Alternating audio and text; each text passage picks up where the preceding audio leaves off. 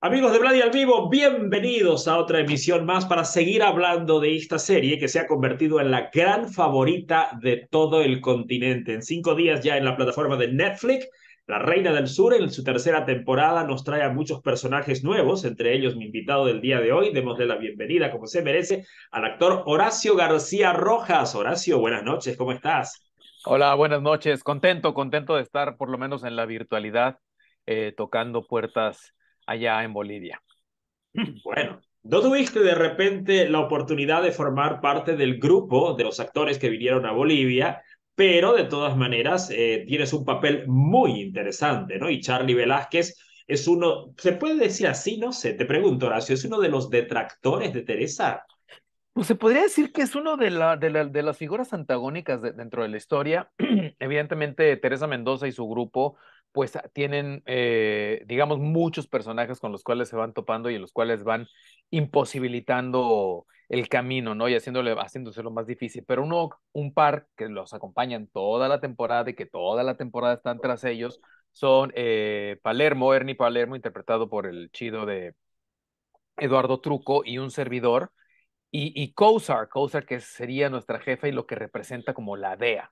Ahora, esta figura de la DEA que está tras ellos también está tras Epifanio Vargas, que es lo que hace que Epifanio Vargas y Teresa Mendoza vuelvan a aliarse en una actividad en común, que es detener las actividades de la DEA para contra ellos y poder, pues, Teresa Mendoza encontrar su tan anhelada libertad. Bueno, esta es una serie donde aparentemente los buenos son los malos y los malos son los buenos, y todo se va entrelazando de una forma muy interesante. Justamente ayer conversaba con el actor Ed Truco, quien hace el papel de Ernie Palermo, y que es prácticamente el compañero de aventuras de este De Charlie Charlie. Velázquez en toda esta cacería que se va a dar por diferentes países de América Latina, digamos, en busca de encontrar y volver a traer a la cárcel a Teresa Mendoza, aunque ellos en realidad no saben cuál es el propósito, el por qué Teresa se está desplazando por tantos países, por lo menos al comienzo no lo saben, ¿no es cierto? Sí, no, mientras va avanzando la historia, Charlie y Palermo pues obtienen más información. Charlie, por ejemplo, es un tipo de sangre fría, pero a final de cuentas sí es un tipo que cree en lo que hace, tiene cierta convicción de que él está tratando de capturar a lo que él considera los malos, ¿no? A lo que él considera parte del crimen organizado, que es pues uno de los grandes cánceres, no solo de Latinoamérica, sino del mundo en general. Entonces, dentro de la construcción del personaje de Charlie, Charlie intuye que está haciendo el bien. Charlie intuye que a veces el bien pues tiene que romper ciertas barreras y él sabe que de alguna manera es como alguien que tiene entendido, que sabe que lo que está haciendo no está bien, que sabe que está rompiendo y jugando con cosas tan fundamentales como la vida de otras personas, pero que está tras alguien que implica más muerte y más destrucción. Y la figura de Teresa Mendoza y este Faustino Sánchez Godoy y Oleg Yásico y toda esta banda, pues para él son los grandes males y son los drug lords y son pues lo que hay que detener, ¿no? Pero en el camino pues van haciendo más mal que bien. Entonces justo lo planteaste muy bien, es una serie que nos plantea quién es el malo en realidad o cómo dentro de la maldad podemos encontrar bondad o bondad dentro de la maldad. Es como pues justo nos pone en predicamento dónde está el balance de las cosas. Exacto.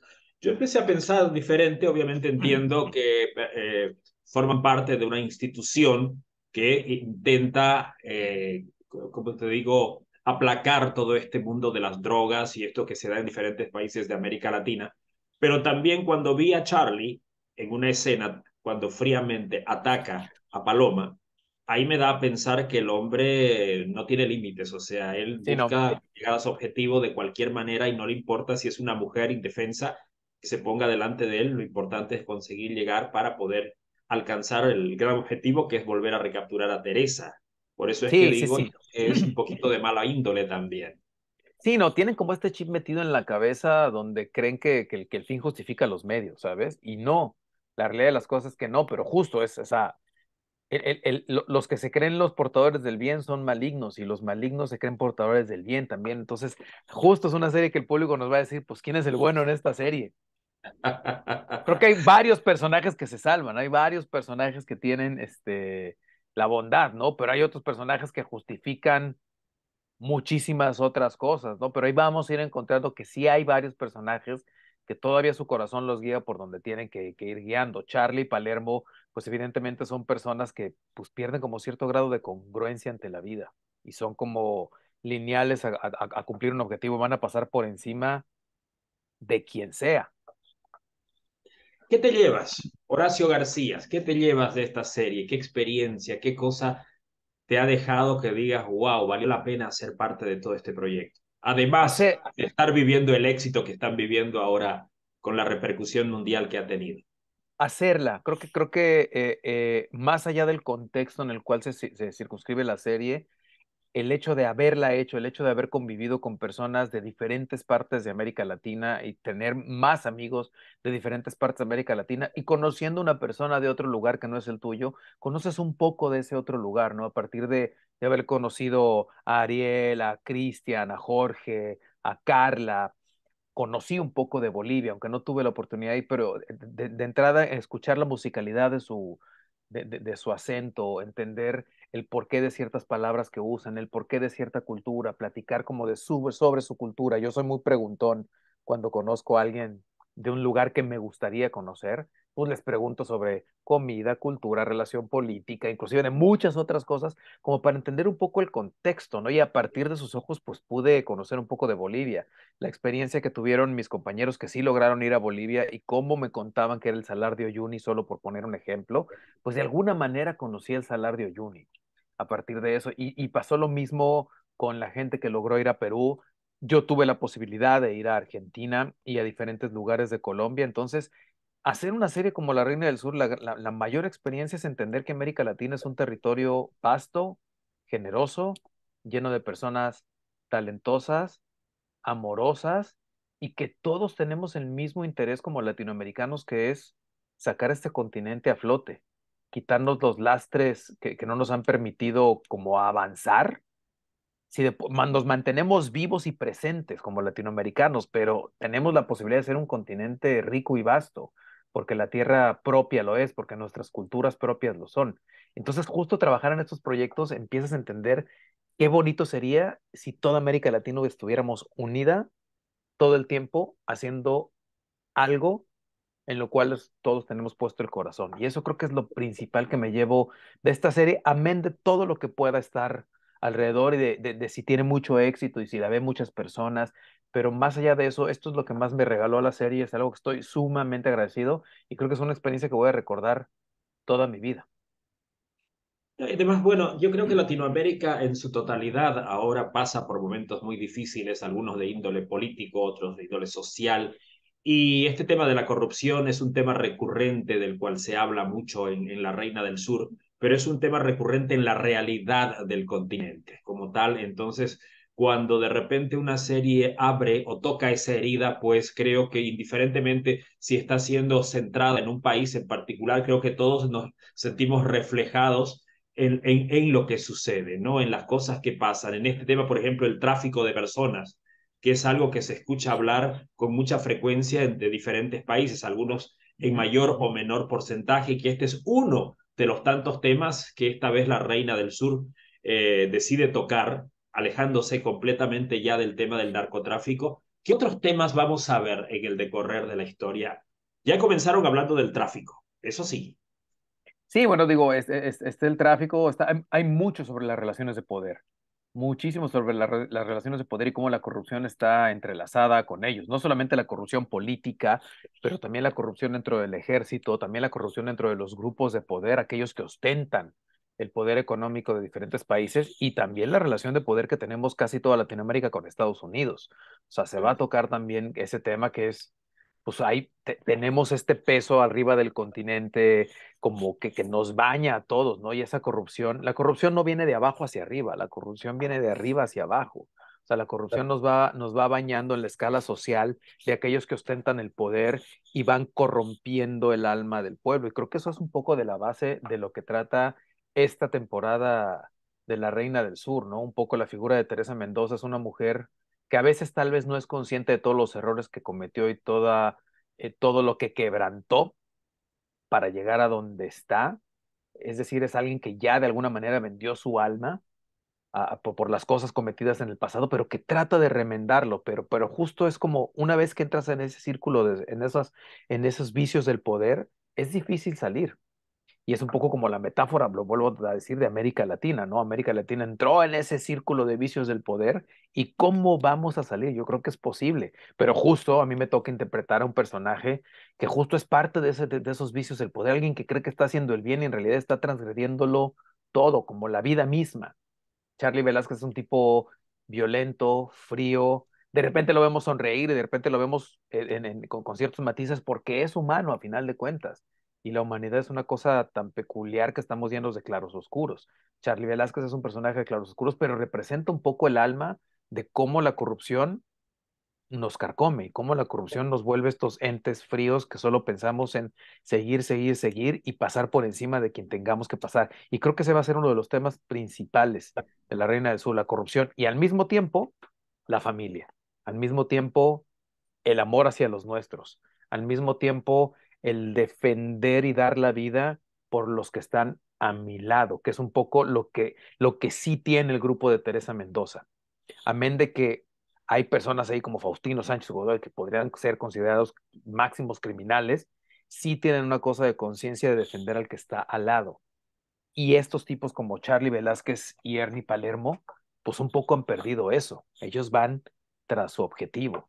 Y eso es un poco como pensar en cuál podría ser la esperanza del mundo, y es ese, es este valor de poder empatizar con el que está al lado y dar nuestra vida por defender a aquellos que aún son limpios, como lo podría ser Sofía, como podría ser Paloma, como podría ser la vampirita, como podría ser este chico Mateo. Todos ellos todavía son limpios, todavía no están en este sistema y Claro. ellos sí quieren defenderlos. Bueno, sin embargo, tuviste que todo el equipo de Teresa también son personas que en algún momento fueron sus detractores. O sea, Faustino en algún momento, bueno, quizás Faustino no, pero el Batman sí lo fue. Jonathan, cuando perteneció a la DEA, también lo fue. Y no es que, bueno, en algún momento ellos tuvieron que tomar una decisión para saber a qué lado, a qué bando quedarse. Y las motivaciones fueron suficientemente fuertes como para que ellos ahora decidan volcarse y ayudar a ese personaje que durante un periodo de tiempo en las anteriores temporadas pues seguían porque consideraban que era la persona que obstruía lo que ellos, el objetivo de lo que ellos buscaban. Pero bueno, esta historia es una historia que se va a tejer por mil caminos, que tiene una coloración hermosa, que muestra una geografía maravillosa. Yo ya llego por el capítulo 15 más o menos y estoy muy, muy agradecido, la verdad, y creo que todos los bolivianos podemos decir lo mismo en la manera como se ha mostrado a nuestro país y nuestras bellezas y nuestra geografía y todo lo demás. A ti no te tocó grabar en Bolivia, No, pero te tocaron escenas donde aparentemente están en Bolivia, pregunto, ¿cierto? sí, sí, sí, cierto. Digo, la magia de la televisión es fabulosa. De entrada, todos los interiores de la comandancia en Bolivia, pues los hicimos en Bogotá por cuestiones presupuestales y por cuestiones de que ahí era nuestra base. Además, hay que entender, esta serie la filmamos en pandemia. La filmamos en una Sí. etapa difícil de pandemia. Entonces, teníamos que rodar la gran mayoría de las cosas en un lugar donde pudiéramos de alguna manera tener más controlados los protocolos de sanidad, bueno, hoy en día es difícil tener como un control total, pero en los sets los teníamos de alguna manera más controlados. Entonces, todos estos sets se tomó la decisión de que interiores fueran rodados en Bogotá. Entonces, todo lo que fue Bolivia para nosotros, casi todo fue en Bogotá y algunas partes en los alrededores de Bogotá donde la topografía nos permitía sí, hacer un símil de lo que podría ser Bolivia.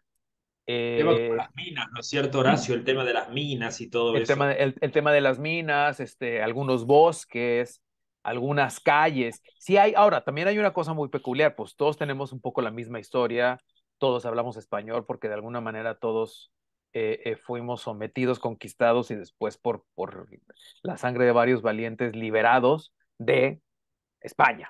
Entonces, de alguna manera, la arquitectura de Latinoamérica tiene ciertos matices que pudieran ser similares. Entonces, en Bogotá también encontraron un par de calles pequeñas que tenían esta similitud con lo que podría ser La Paz. Bolivia, La Paz. Y entonces nos acompañaron compañeros, actores y figurantes de procedencia boliviana que ayudaban a que eso se viera más vivo como si estuviéramos en Bolivia. Pero yo ¿Mm? lo tengo que decir, cada vez que caminaba por esas calles fakes o entraba a la estación falsa de Bolivia, me daba mucho coraje de no haber podido estar en sus tierras y no haber podido, pues conocer realmente con mis propios ojos lo que es Bolivia. Mira, te hubiera encantado. Así que Sí. te dejo la invitación abierta, Horacio, para que vos y tu familia, cuando tengan la oportunidad, pues nos visiten, ¿no? Bolivia geográficamente es muy amplia. Ustedes están mostrando mucho lo que es la zona de nuestro altiplano, de nuestra cordillera, pero Bolivia tiene diferentes regiones, geográficamente hablando también. La zona de los valles es maravillosa. La zona de los llanos, que es de donde yo vengo, es también muy especial. Es la parte ya más amazónica. Entonces, todo eso Ujú. es un conjunto de lo que es Bolivia en realidad. Pero se ve lindo. Y nuestro salar, que es este que lo ven aquí al fondo, a Kate, ahí es el piso, este piso de sal y estos lugares, como vos dices, hay que palparlos. Verlos Sí, te queda corto. que eso sí es muy bonito en lo que hace la serie, ¿no? Cualquiera que vea todas las escenas que se filmaron, por ejemplo, como estamos mencionando en el Salario de Uyuni, pues evidentemente es una invitación a que investigues y a que te des la oportunidad de conocer estos lugares. Hay una tendencia en América de pensar que el mejor viaje que uno puede hacer como perteneciente al continente americano es irte a Europa. Cuando dices, no, hermano, o sea, primero conoce tu continente porque te vas a ir de boca con las bellezas que estas tierras nos pueden ofrecer. Y además entender las múltiples culturas que existen dentro de nuestro continente. En Bolivia que se hablan una muy amplia cantidad de lenguas originarias y cada lengua cuenta una historia y cada lengua nos cuenta un algo de nuestro pasado que no está perdido, que sigue presente.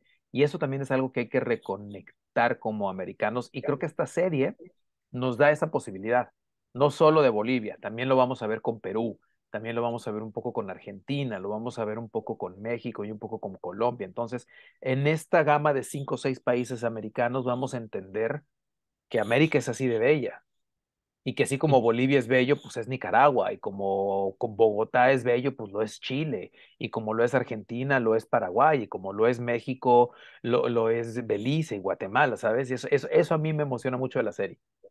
Sí, a mí mira, yo lo estoy disfrutando mucho. La verdad es que son 60 capítulos donde Bolivia tiene un protagonismo bastante alto, Fuerte, casi 30 sí. capítulos que se graban dentro de lo que, Ujú. ¿no? Del referente boliviano y bueno, hay mucha historia ahí por ver. Pero Horacio, vos sos un tipo que te mueves muy bien en el mundo de la actuación. Te hemos visto también haciendo la película Cry Macho junto a Clint Eastwood y a nuestro querido Eduardo Minet, con quien tuve la oportunidad de hablar en Ah, el estreno de la película. Cuéntame esta experiencia, por favor. pues es muy grato poder estar, compartir escena y ser dirigido por una de las leyendas vivas más importantes del cine nacional, del cine internacional, del cine mundial, pues es muy grato, ¿no? Más que una palomita para el currículum, es una palomita para el alma de todos aquellos que amamos cine. O sea, yo estaba rodando con Clint Eastwood y decía, este tipo ha dirigido las mejores películas que yo he visto. Este tipo dirigió Million Dollar Baby. Este tipo dirigió Unforgiven. Este tipo tiene estas escenas tan icónicas, ¿no? De Harry Sucio. O sea, es el personaje de western vivo más icónico que pueda existir en el mundo. Es el cowboy por excelencia. Y está rodando ahí. Hay una escena donde él me dice, yo lo estoy amenazando con una pistola, pierdo la pistola, él toma la pistola y me dice, don't move. Y yo me quedaba helado, decía, me está diciendo Clint Eastwood también una de sus líneas icónicas, me dice, don't move. Con esa voz, ¿no? Esa voz tan potente. Sí, y esa voz y esa energía, y él aún a sus 91 años, él es una metáfora de vida. A sus 91 años, lo que más le aprendí es cómo el gozo de hacer lo que uno hace, sin titubeos, sin escuchar esa voz que te dice, ya estás grande, ya no lo puedes hacer, ya pasó tu tiempo. El tipo dice, no, yo me voy con la mía y yo voy a hacer lo que a mí me hace feliz, que es una gran metáfora de vida. Entonces, principalmente en pandemia, también esta la rodamos. Crime Match se rodó en noviembre del 2020, es decir, en el momento más álgido de la pandemia, este tipo de 91 años dijo, yo no voy a parar, yo no voy a parar y voy a convocar una bola de locos que me van a acompañar en esta aventura, locos profesionales y éticos que van a seguir los protocolos para poder rodar una película en plena crisis de salud y que nos vamos a divertir y que vamos a mantener el séptimo arte vivo. Entonces fue una gran experiencia haber rodado con el Master de Masters, Mr. Clint Eastwood. Bueno, yo cité en realidad Cry Macho, pero la filmografía de Horacio es muchísima. Son más de 12 películas que tiene también filmadas en México con diferentes directores. Y en televisión, obviamente, ya eres una figura muy conocida en todo el continente a través de series como Diablero, como Narcos y, por cierto, Soldados y Zombies, que son series que han sido muy exitosas cada uno en su momento, como está sucediendo ahora con La Reina del Sur 3. ¿Qué experiencias has tenido con todos estos personajes? Cuéntame, hablamos un poquito de Diableros, que tuvo dos temporadas maravillosas. Yo creo que Diablero es la serie que yo más quiero porque representa más de mí. Es decir, la serie de Diablero fue el primer protagónico en Netflix México que no era blanco, el primer protagónico en Netflix México que era un mestizo más hacia el lado indígena que hacia el lado español, es decir, un tipo que hablaba náhuatl, un tipo que vivía las tradiciones como de viva voz, es decir, las fue aprendiendo porque las tradiciones fueron pasando generación en generación, en generación, en generación, y para mí era un mexicano moderno, lo que sería hoy un mexicano moderno que me gustaría. Ese sería mi sueño, que hoy fuéramos los mexicanos modernos, que fuéramos bilingües en el sentido de que todos hablamos una lengua natural y además el español que nos convoca y nos une a todos por nuestras circunstancias históricas. Para mí ese es como el ideal, pero además era un personaje dicharachero, es un personaje muy simpático, un personaje que parece que se toma las cosas siempre a la ligera, pero en realidad es muy profesional y muy ético, es un personaje que siempre trata de sonreír ante la vida y que además jugamos algo que es importante, que es la fantasía. Yo soy muy fan del género de ciencia ficción y fantasía. Entonces, cuando me hacen la oferta de poder hacer un personaje que es un cazador de demonios, es decir, es un Constantine mexicano, pues yo me divertí como un niño chiquito y me la pasé muy bien y conectó increíblemente bien con la gente, no solo en México, sino con la gente afuera de México, porque lo que nos decían, y en Estados Unidos también, lo que nos decían mucho los fans es que era la primer serie donde ellos se veían reflejados con personajes no estereotipados, ¿sabes? Con personajes que eran los héroes morenos y que eran los héroes que no son perfectos, que eran los héroes que no, justo que no buscan la perfección y que lo que buscan es el bien común. Y eso me parece a mí que fue como una gran experiencia. Y además, pues en esta plataforma que es Netflix, que nos permite a todos los que estamos en ella, ahora como está La Reina del Sur, pues llegar a varios lugares del mundo que no nos hubiéramos imaginado poder llegar si no es por esta nueva tecnología. Horacio, pero esto es una tendencia que se está haciendo con mucha frecuencia. Recientemente vimos al actor Tenoch Huertas haciendo un personaje de Marvel también, ¿no? Un personaje muy importante, un protagónico dentro de esta película de Wakanda Forever, ¿no? Y muchos actores latinos ya han comenzado a tomar un protagonismo mucho más fuerte de lo que sucedía hace años atrás. Entonces, lo veo como una apertura hacia los actores, ¿no? Hacia los actores con rasgos latinos, con a los actores mestizos, para poder también no simplemente ser el guardaespaldas de un narco o cualquier otra cosa así, que eran los papeles estereotipados que antes Hollywood les daba solamente a los actores. Hoy por hoy ya vemos una serie de otros papeles que pueden ser interesantes y que van a ser reflejados por muchas comunidades, digamos, latinoamericanas. Así. ¿Cómo ves esto? Sí, digo, el momento es el momento de apertura. Llevamos muchos actores y mucha gente luchando muchos años. Por ejemplo, el caso de Diablero fue hace 4 años. O sea, tiene 4 años que salió la primera temporada de Diablero. Yo hice una película que se llama La Carga, que es un indígena tameme, que la filmamos en el 2014. Entonces, llevamos mucho tiempo rompiendo estos estereotipos. La cosa es que pensamos que Estados Unidos es la meta. La meta real es que en nuestros propios territorios, en nuestros propios países, la televisión nos represente a todos. Si tú prendes la televisión en México, no sé cuál sea el caso de Bolivia, pero si tú prendes la televisión en México, los perfiles que vas a encontrar como los héroes, los galanes, los buenos de la historia, son perfiles muy poco parecidos a mí. Yo no me podría ver reflejados con ellos. Son personas blancas, de ojos azules. Comúnmente las historias de estas personas, estos personajes pertenecen a la clase media o a la clase muy alta, y son las historias que creen que nosotros, la gente, el pueblo, queremos ver. Nosotros queremos ver también historias donde nos veamos reflejados. Claro. Evidentemente nos gusta la comedia romántica, nos gusta el melodrama, pero ¿por qué siempre el melodrama tiene que ser esta aspiración de la única manera para yo encontrar la felicidad es casarme con el rico? La única manera para yo encontrar la felicidad es vivir en estas colonias privilegiadas.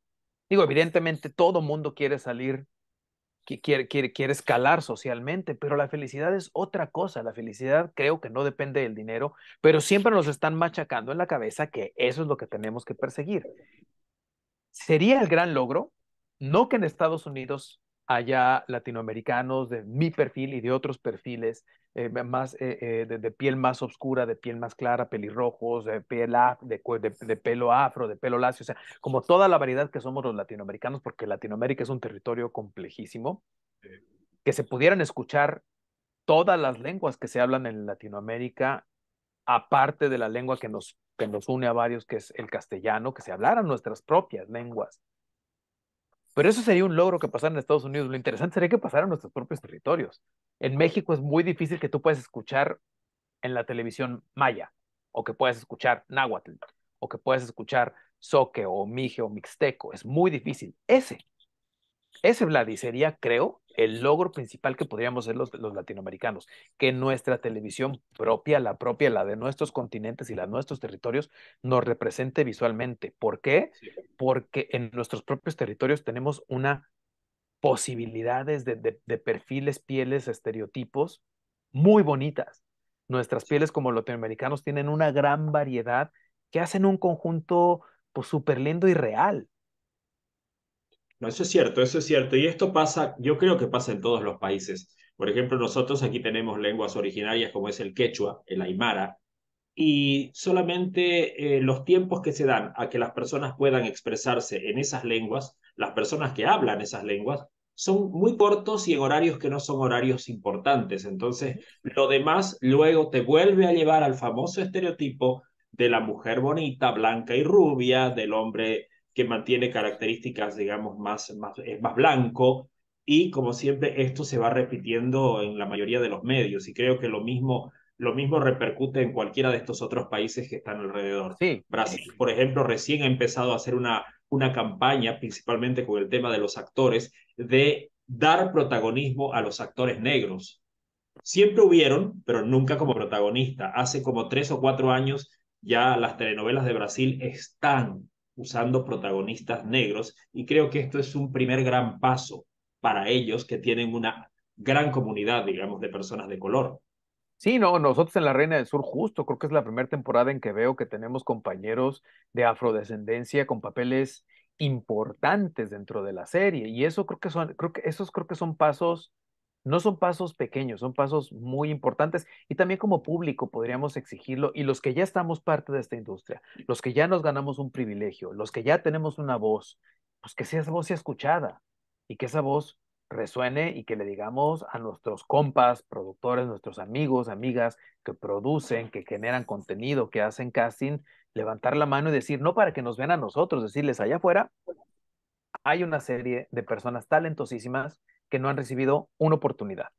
Dásela, no te vas a arrepentir. Hay mucho talento allá afuera y el público va a conectar porque con las pieles nos vamos a identificar, porque los chavitos que nunca se han visto representados por un abogado, por un médico, por un maestro de su mismo color de piel, lo va a ver y va a decir, es posible, se vale soñar, y creo que eso es importante y es fundamental. Y en ese sentido, creo que hablando de la Reina del Sur, ha hecho un trabajo interesante en la cuestión del casting, de poder matizar la complejidad que es Latinoamérica en nuestros tonos de pieles. Pensar que Latinoamérica provenimos de miles, de cientos de diferentes raíces, porque la raíz, hablando de mi territorio, la raíz maya no es la misma que la raíz náhuatl. parece que son, pero no son las mismas. Son diferentes maneras de ver el mundo, ambas válidas y ambas hermosas, así como lo podría ser el castellano con el cual hicimos un mestizaje ahí, pero en realidad todos provenimos de diferentes raíces y todos tenemos diferentes matices. Y yo siempre tengo una frase que digo que chile, ajo y cebolla hacen cualquier mejor salsa. ¿Para qué usar un ingrediente? Tenemos una capacidad de usar cientos de miles de ingredientes, usándolo como metáfora de cuánta melanina o no tenemos en nuestra piel para vernos representados ahí. Que esté toda la escala de la melanina representada en los medios audiovisuales. Vamos a llegar a eso. Yo tengo fe de que algunas Sí, personas que están arriba, estos que deciden realmente, van a empezar a entender la importancia de esa identidad, de ese reflejarse, ¿no? Y sé que ustedes estaban trabajando duro para que eso suceda y me encanta. Yo soy un consumidor de los productos latinoamericanos y he visto algunas cosas que obviamente te llevan a esa referencia, pero también ya he empezado a ver algunos actores, digamos, ¿no? Eh, dentro de otras tonalidades de piel que van también consiguiendo su espacio, digamos. Si tú con todo este currículum has demostrado de que eres un hombre que va más allá de un estereotipo y eres un talento impresionante para todo lo que has tenido que hacer. Y me encanta Horacio decírtelo y espero que esta sea la primera de muchas veces que podamos reunirnos para hablar de los proyectos que se te vienen. Por cierto, se vienen proyectos este 2023. sí, se vienen de entrada. Esperemos que este 2023 se estrenen dos series que hice, una para HBO, que se llama Coyotl, que también juega un poco con la fantasía y la ficción de qué pasaría si alguien tuviera la posibilidad de transformarse en un ser, pues digamos que una especie de hombre lobo y que pudiera atacar el mal desde la raíz. Es un proyecto Bueno, que me emociona mucho, y otra serie para Apple TV que se llama Las Azules, que justo tiene que ver con estos temas de contar la historia desde otro lado, y es sobre el primer grupo de mujeres en la policía en México en los años de 1970. Entonces el punto de vista es desde claro. ellas las mujeres que entraron a una policía que estaba en la línea de volverse una cosa muy corrupta, porque todavía en los 60 la policía en México tenía como cierta responsabilidad civil y cierto honor, y a partir de esos años, a principios, finales de los 60, principios de los 70, se quebrantó, y este grupo de chicas entra justo en ese momento. Entonces es una historia muy interesante porque es ver la ley desde el punto de vista femenino, ¿no? Y sobre todo el punto de vista femenino que es mucho más empático, Qué que es maravilla, qué entonces, por maravilla. ahí se vienen estos dos proyectos y luego por ahí estoy a punto de filmar una peli que cuando se concrete ya te platicaré, que es un proyecto que me interesa mucho. So, dame la primicia. Todo a su momento. Querido Horacio, que este sea el inicio de un año maravilloso, no solamente por estos estrenos que seguramente vamos a estar muy atentos para poder verlos en plataforma, tanto en Apple como en HBO Max, y también por todo lo que se pueda venir para vos dentro de tu familia, dentro de todo lo que pueda generarte el bienestar, ¿viste? Así que nosotros en Bolivia vamos a disfrutar muchísimo, ya lo estamos haciendo, ¿no? Yo me emociono cada vez que veo a mis cholitas ahí haciendo, trabajando, haciendo y mostrando verdad, ¿te das cuenta? Siento que mostraron verdad. Han sido muy bien dirigidas, han sido muy bien trabajadas. Entonces, los bolivianos estábamos muy expectantes para poder ver cómo nos iban a mostrar y creo que todos coincidimos en que el trabajo está maravilloso, está muy bien planteado y nos encanta que vengan aquí. Esta es su casa, así que sea que vengan a trabajo, Horacio, sea que vengan de vacaciones, pues bienvenido a este país que te quiere y te admira. No, muchísimas gracias y pues les mando un fuerte, fuerte, fuerte abrazo a todas las bolivianas, a todos los bolivianos, a toda la bandita por allá. Tienen un país bello, hay que estar unidos como latinoamericanos, hay que cuidarnos entre nosotros, hay que apapacharnos entre nosotros, y hay que pensar en que América Latina es un continente poderoso, fuerte, con tradiciones legendarias, importantes, con muchas raíces importantes que hablan de lo que somos como latinoamericanos y que nos hace únicos y especiales. Hay que celebrar las diferencias, hay que estar contentos de ser diferentes y tener toda esta gama, pero hay que estar conscientes también de que estas diferencias han generado un sistema que oprime a unos y beneficia a otros, y eso es tarea de todos, quebrantar este sistema y eliminar el racismo en conjunto, eliminar el clasismo en conjunto, y entonces sí, concentrarnos en celebrar y aprender de nuestras diferencias. Ese es el objetivo, no solo en los medios audiovisuales, en la vida en general. Entonces les mando un fuerte, fuerte abrazo y que en el 2023 pues demos un pasito más hacia lograr esta reconciliación y este podernos ver a los ojos y celebrarnos. Qué lindo mensaje. Hoy estuvo con nosotros el actor Horacio García Rojas, señores. Él es parte de la tercera temporada de La Reina del Sur, que ya se encuentra desde el pasado 30 de diciembre en plataforma de Netflix. Disfruten de estos 60 capítulos donde Bolivia, Perú, Colombia, Argentina y México se ven muy bien representadas en una historia que no van a poder parar de ver. Se los digo así, se los digo por experiencia. Buenas noches, Horacio. Buenas noches a todos ustedes y un gran abrazo de parte de todos los bolivianos a tu persona. Un abrazo, Bolivia querida.